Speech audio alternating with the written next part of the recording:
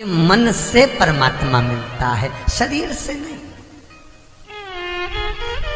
निर्मल मन सो मोहि पावा, मोहि छल छिद्र कपट ना भावा। मन से भगवान। आपका मन कितना पवित्र है, आपका मन कितना साफ है, आपका मन इस चित्तवृत्ति कितनी निर्मल है, उससे परमात्मा मिलेगा। परमात्मा दिखावे से नहीं मिल सकता। भगवान को पाने के लिए कपड़ा बदलने की जरूरत नहीं है।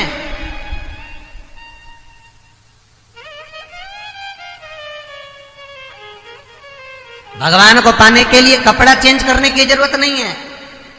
भगवान को पाने के लिए कपड़ा बदलने की जरूरत नहीं पड़ती।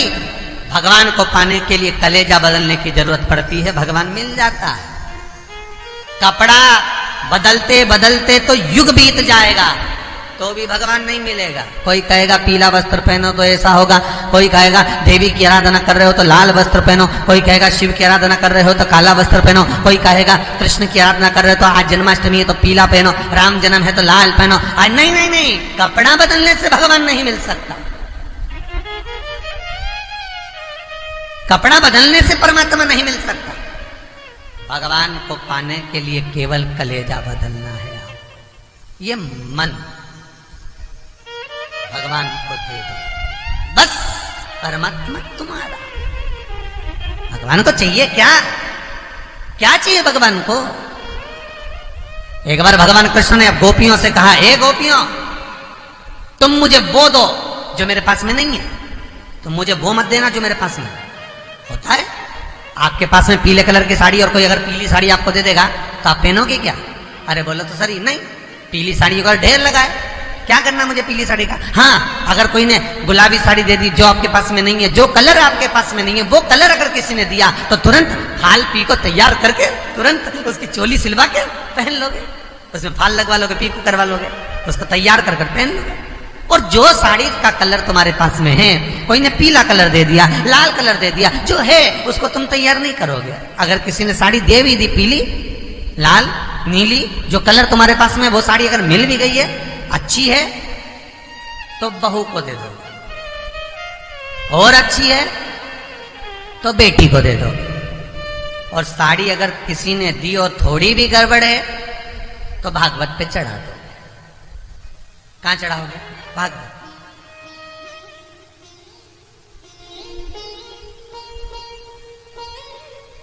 अच्छी थी बहू को दे, और अच्छी थी बेटी को दे दी, गड़बड़ है तो भागवत महारानी को समर्पित। भागवत। अब भगवान कह रहे हैं कि जो मेरे पास में नहीं है तो मुझे वो देना, जो मेरे पास में है वो बिल्कुल मत देना। तो एक गोपी कहती है भगवान को भोजन प्रिय लगता है। आज कहीं भगवान को लोग 56 भोग लगाएंगे, आज कोई भगवान को लड्डू पेड़ा जिमाएंगे, तो कोई ने कहा भगवान को भोजन प्रिय है इसलिए भोजन दे दो। भगवान कहते हैं तुम्हारे भोजन का करूंगा क्या? आधा चावल का दाना द्रौपदी के दरवाजे पर जाकर खाता हूं, वो भी राख में लगा हुआ। आधा चावल का दाना द्रौपदी के दरवाजे पर जाकर खाता हूं, 10,000 ब्राह्मणों का पेट भर देता हूं। अगर एक गासा पूरा खाता तो जितने पृथ्वी पर हैं सबका पेट भर देता। मुझे भोजन नहीं चाहिए। भगवान कहते हैं मुझे वो दो जो मेरे पास में नहीं है, मुझे वो दो जो मेरे पास में है ही नहीं। तो दूसरी गोपी बोली भगवान को वस्त्र दे दो। भगवान को वस्त्र बड़े अच्छे लगते, नए नए वस्त्र ठाकुर जी पहनते, नए नए वस्त्र पहनते, भगवान को वस्त्र दे दो। तो भगवान कहते हैं तुम्हारे वस्त्र का करूंगा क्या? क्या करूं वस्त्र का? एक उंगली उठाई थी और द्रौपदी को 9,999 साड़ी देकर आया था। दूसरी उंगली उठाई थी तो नानी बाई का 56 करोड़ का मायरा भरकर आया था। मेरी तो खुद की फैक्ट्रियां चल रही, मुझे कपड़े भी नहीं चाहिए। भगवान कह रहे हैं मुझे वो दो जो मेरे पास में नहीं है। तो किसी ने कहा भगवान को आभूषण दे दो, सोना चांदी हीरा पन्ना रतन आभूषण। तो भगवान बोले तुम्हारे रतन का करूंगा क्या? जब समुद्र देवता ने अपनी बेटी लक्ष्मी का विवाह मेरे साथ में करा था, मेरे ससुर समुद्र ने रत्ना करने जब बेटी ब्याही थी, इतना सोना चांदी लक्ष्मी हीरा मोती रतन दे दिए थे कि मुझे रतन की कमी नहीं है। जिसकी धर्म पत्नी लक्ष्मी हो, वहां रतन का काम क्या है? मुझे तो वो दो जो मेरे पास में नहीं है, मुझे जो मेरे पास में है वो नहीं चाहिए। ये भगवान की कथा है, ये शिव कथा है, ये कृष्ण कथा है कि भगवान को वो दो जो भगवान के पास नहीं है।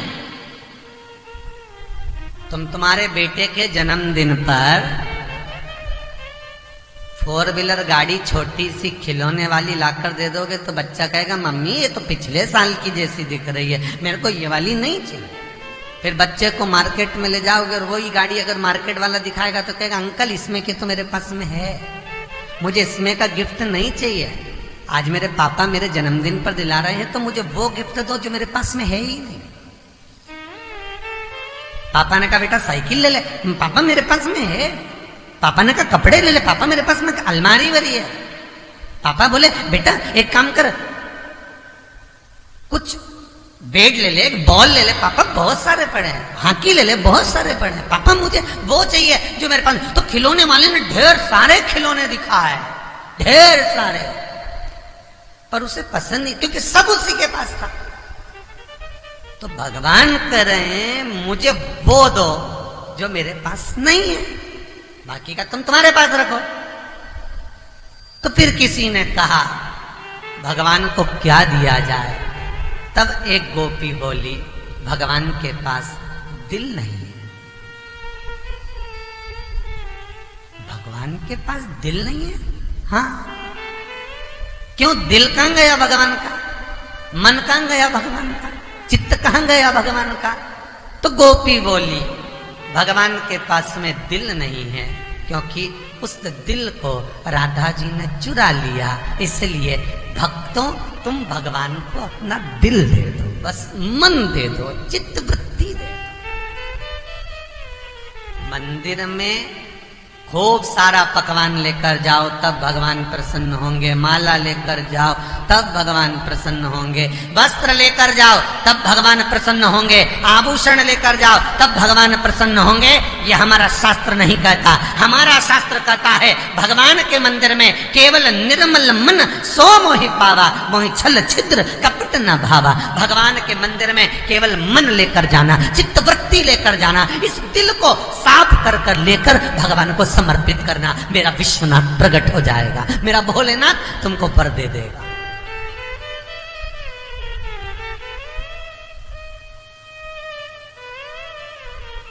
शिव देगा। देना है तो दिल दे दो भगवान को,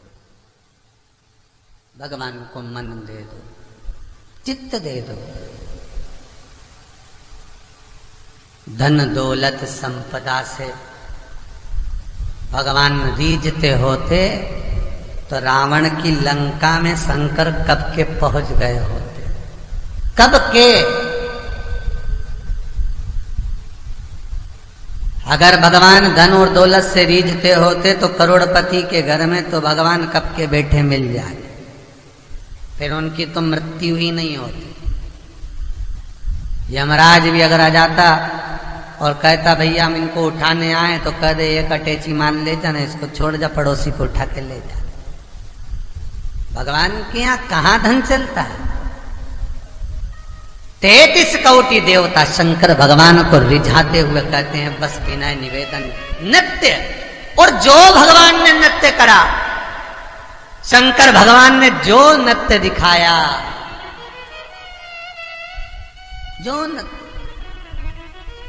भोले बाबा ने जैसे बजाया डमरू, सारा कैलाश पर्वत मगन हो।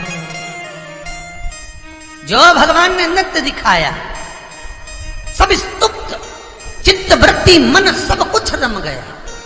और आपसे भी निवेदन है, मंदिर में, देवालय में, कथा में, सत्संग में, संकीर्तन में, स्मरण में आपका चित्त रमना चाहिए तो बैठो। और आपसे भी जितने लोग टीवी के सामने कथा सुन रहे हैं, फेसबुक यूट्यूब पर कथा सुन रहे हैं, उनसे भी निवेदन है तुम्हारा मन लगे तो कथा में चालू कर बैठना, नहीं तो रिमोट तुम्हारे हाथ में, बदल लो, चैनल चेंज, बदल कर दूसरा महाराज सुनो, और महाराज नहीं सुनो तो नाटक देखो, नाटक नहीं देखो तो गाना सुन लो। तुम्हारा मन पड़े जो देखो, मन लगे तब तक देखो, नहीं लगे जाने चेंज। रिमोट तो अपने पास में रखा है, क्यों? भले तुलसीदास जी लिखते हैं, आज एक दो मंदिरों में हमने देखा कई बार, 2 अगरबत्ती जला के दादा उन बैठ जाते, सबका पाठ पूजन होके सब चले जाते, उनकी घूमती रहती 2 अगरबत्ती, जब तक वो पूरी अगरबत्ती में से इतनी नहीं गल जाए तब तक वो घुमाते ही रहते। कई लोगों को देखा मंदिर के अंदर 1 घंटे तक आंख बंद करके साधना में लीन, कोई चिल्ला चिल्ला कर तप कर रहा है, कोई साधना कर रहा है, 2 घंटे तक आसन लगा के बैठे हैं, कोई भगवान को स्नान करा रहा है तो 2 घंटे तक मंत्र का जाप कर कर स्मरण कर कर। भैया यहाँ शिव महापुराण की कथा कहती है, एक क्षण भगवान से नेत्र मिला लो, एक क्षण परमात्मा के हो जाओ, बहुत। एक क्षण का अगर नयन मिल गया, तुम शिव के, शिव तुम्हारा, बस बहुत। एक क्षण। बांके बिहारी का दर्शन करने के लिए लोग जाते हैं, भीड़ अपार, अपार भीड़, वहीं खड़े हैं, बिहारी जी को निहार रहे हैं। अरे भाई, नींद मिले गिरधारी से मैं उनकी हो गई, मेरे नैनन बरसे नीर सखी वृंदावन जाऊंगी। एक क्षण बस परमात्मा से मिलन हो जाए, एक क्षण भगवान से नैन मिल जाए, एक क्षण आप परमात्मा के हो जाओ, परमात्मा आपका हो जाएगा। घंटों तक बैठने से भगवान नहीं मिलने वाले। पति की और पत्नी की लड़ाई इसी बात पे होती है, बस लड़ाई इसी बात की है। पत्नी कहती मेरे साथ बैठ के पूजन करो, पति बोले 4 घंटे तक का नाटक मुझसे नहीं बनता। पति और पत्नी की लड़ाई इसी बात पर होती है। पत्नी कहती तुम मेरे साथ पूजन में बैठो, 2 घंटा बैठो, इसमें बैठो, उसमें बैठो। पति कहता मुझसे नाटक नहीं होता। पति कहता मैं तो आऊंगा, जल चढ़ाऊंगा, नमन करूंगा, प्रणाम करूंगा, हर हर महादेव बोलूंगा, और भांग धतूरा समर्पित कर कर, बेलपत्र शमी पत्र समर्पित कर कर वो चला।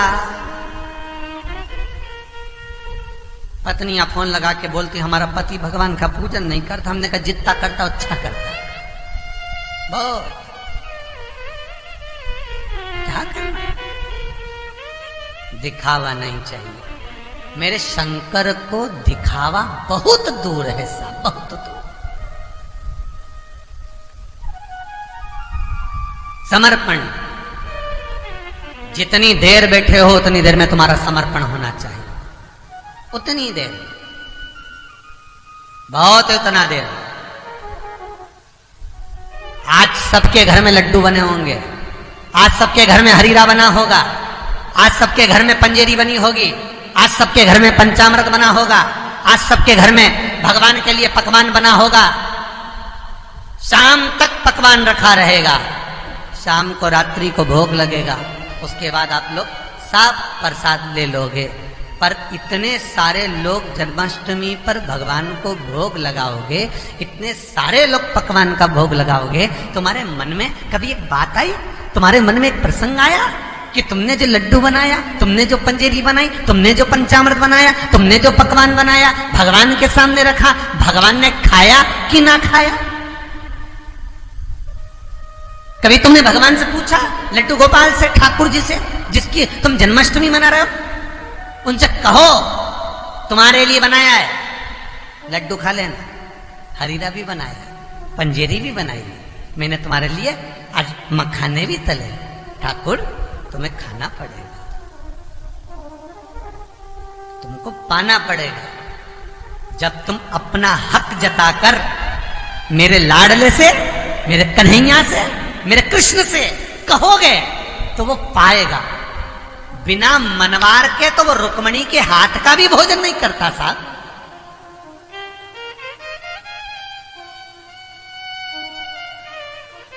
वो कहे ना, आओ सांवरिया बैठो अठे, कि बैठो अठे ने तम जाओगा कठे। अरे बैठो अठे ने तम जाओगा कठे, आओ जी सांवरिया बैठो अठे। गढ़ गोकुल मारो स्वार्थ नाई, गढ़ गोकुल मारो स्वार्थ नाई। कुबजा से थारी घनी पटे, क्यों रे ठाकुर, हम भोग लगा रहे, प्रेम से जिमा रहे, चंदन लगा रहे, इत्र लगा रहे, तो तू लगवाए नहीं, और कुब्जा से के कि मुझे चंदन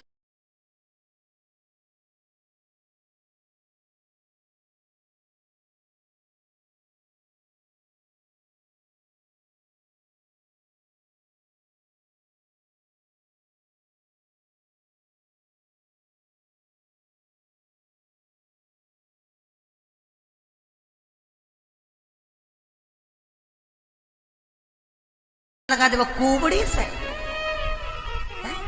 क्या देखा ऐसा उसमें? क्या रानी के कक्ष में घूमी आया, सबके पास होकर आया, सब आभूषण रतन माणिक मोती सोना चांदी पीतांबर अंबर सब रखी थी, पर रानियां अपना भगवान के प्रति भाव दिल चित्त वृत्ति नहीं रखी थी, इसलिए कृष्ण उठकर सीधे बरसाना चले गया उस अटारी पर जहां राधा रहती थी।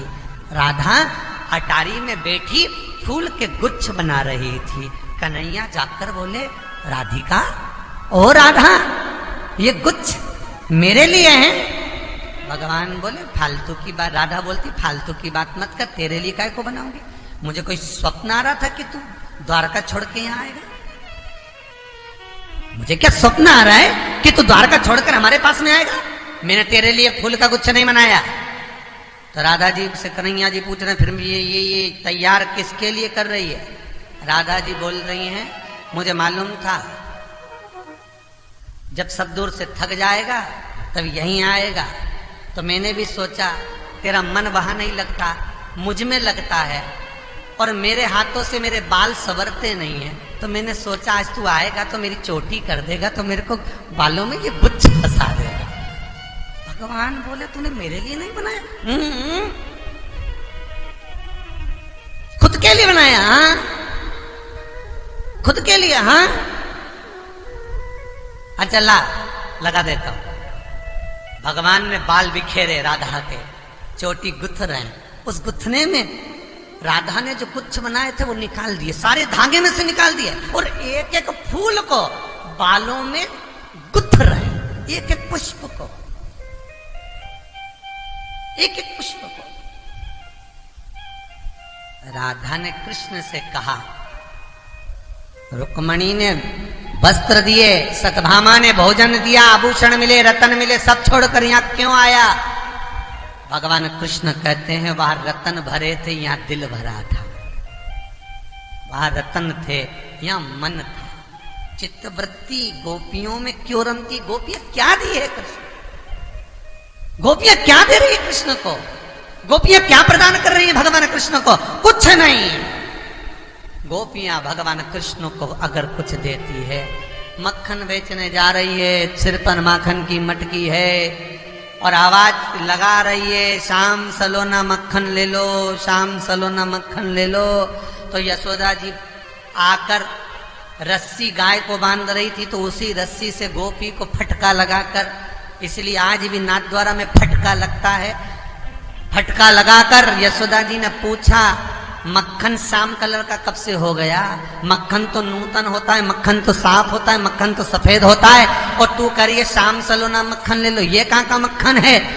गोपी बोल रही, क्या करूं, जब सब मेरी मटकी पर कन्हैया की दृष्टि पड़ी मक्खन काला हो जाता है। जब तक मटकी पर जब से कृष्ण की दृष्टि पड़ी मेरा माखन काला हो गया। यशोदा जी को यकीन ही नहीं हुआ, तो यशोदा जी ने कहा, जरा दिखा, अब भी दिखा, उतारो।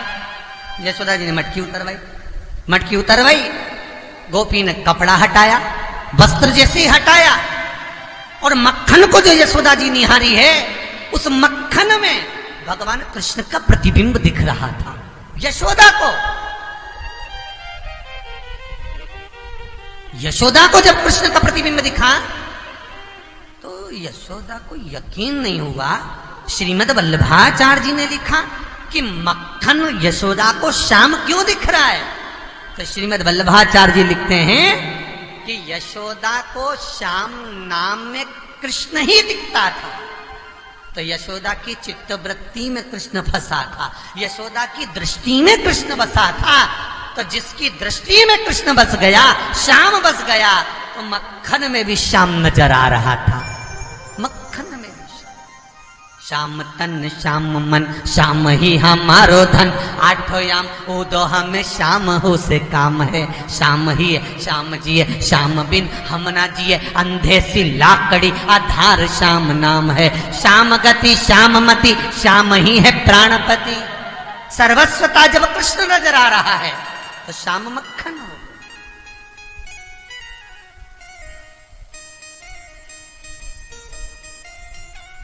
मक्खन में भी श्याम है, मक्खन में श्याम। तो ये भाव है अपना। भगवान को धन नहीं, भगवान को आभूषण नहीं, भगवान को रत्न नहीं, भगवान को माणिक नहीं, भगवान को मोती नहीं। इसलिए शंकर भगवान को एक लोटा पानी, वो भी नहीं है 3 बार ताली, वो भी नहीं है मुंह से बम बम बोल दो, वो भी नहीं है शिखर का दर्शन कर कर निकल जाओ, उतने में भी सुख।